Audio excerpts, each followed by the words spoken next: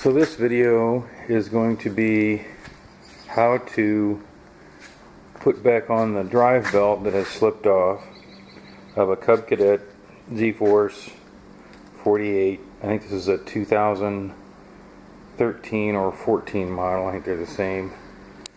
But this has been a recurring issue with this tractor. Every so often the belt seems to want to slip off, and it happens just unfrequently enough that I have a hard time remembering exactly all the steps that I took previously, so I'm going to record this one. The first step is I locked out the transmission, and to lock out the transmission I moved that from here to here. You have to pull it out and over. You have to do it on both sides. That locks out the transmission. The next step I'm going to do is I'm going to take off a cover plate that covers the pulleys that the drive belt goes around, that on each side of the drive for each one of the wheels. This is the plate I'll be taking off. Over here there's a bolt here that comes off, and this little stay comes with it for the oil changing tube.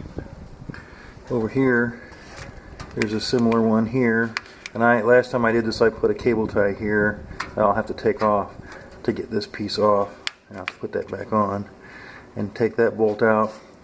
This plate tips up this way and it'll come out, and that'll reveal where those vents are, about where those vent slots are here.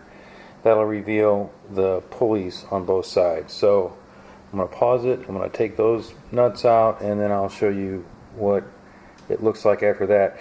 Incidentally, there's no problem currently. I'm just recording this for future issues. The belt is currently on, but I'll show you where the pulleys are once I get that off.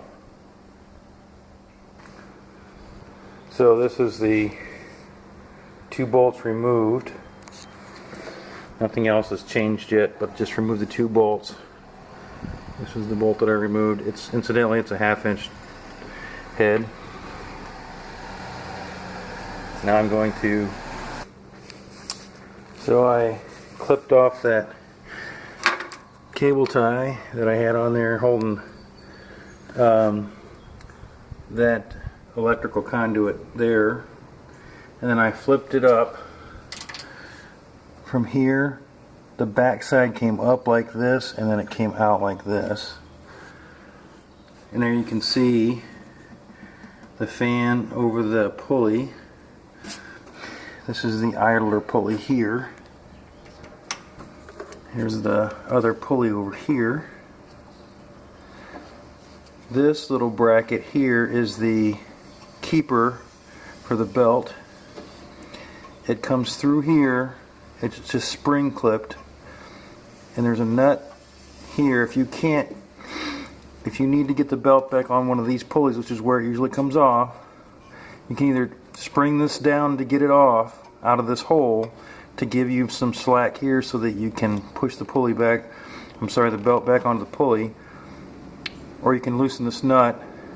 And I've never had to take it off. I've only ever had to loosen it, and it gets there's pretty much slop in it after you loosen it, and you can just push the belt back onto the pulley. Usually it's this one or this one that it comes off of. So to get slack in the belt enough so that I can get it on, what I usually will do is take this spring off right here of this idler pulley, and this idler pulley will give slack, and that will give me usually enough to get it back onto the pulley over here. And then all I have to do is re-put this spring back onto here after I've tightened this over here, and after I've gotten the belt back on over here. And that's generally most of the steps, or all the steps I need to put the belt back on one of those pulleys. If I can't get enough slack in it to easily put it back on one of those pulleys, I have done something else, and I'm going to show you that just in a second here. So here we are in the back end of the tractor, and I'm gonna, sometimes when I can't get enough slack, or times when I didn't want to take the spring off up there, I've taken off this drive pulley off of the drive shaft. I'm under the tractor, I'm looking up, that's the pulley for the mower, but above it, let's see if I can get my hand in here. See this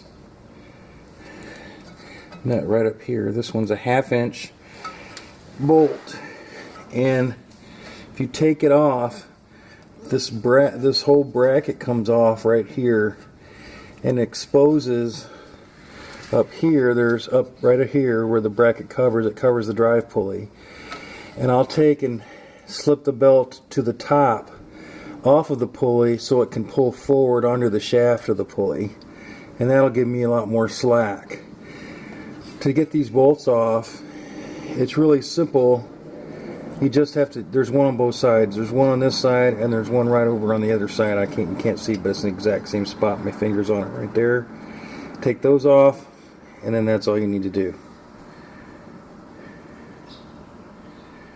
When you want to put this belt on, and this will be the last step, or I'm sorry, the step right before putting on the spring, you just reverse the process, pull the pulley back over, and as long as there's no tension on that pulley, it should go over that pretty easily.